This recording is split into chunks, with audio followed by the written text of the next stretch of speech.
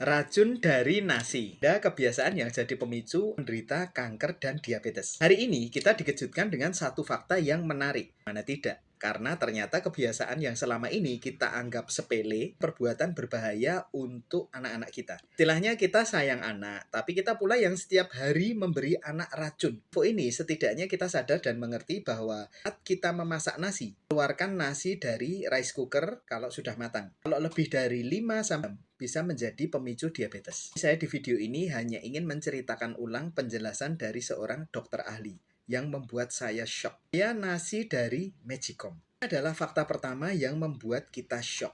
Karena nyatanya nasi dari Magicom boleh dimakan.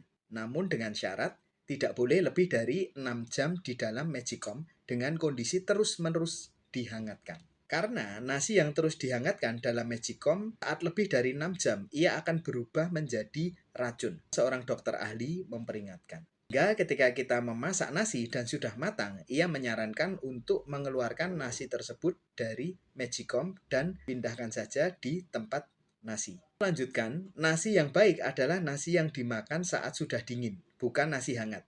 Karena nasi dingin memiliki kadar gula yang lebih rendah. Mengapa sekarang ini banyak anak-anak menderita diabetes? Karena mereka terbiasa makan nasi hangat di Magicom. Beda dengan orang-orang zaman dahulu. Nasi yang dimasak dilangseng kemudian jika sudah matang akan diletakkan di tempat nasi. Nasi tidak terus-menerus dihangatkan.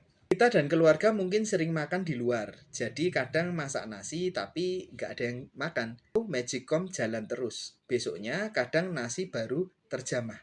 Inilah yang jelas seringkali mungkin kita meletakkan nasi di Magicom lebih dari 6 jam. Sekarang sejak mengetahui hal tersebut, seusai nasi matang, Magicom langsung sebaiknya dimatikan dan nasi didinginkan.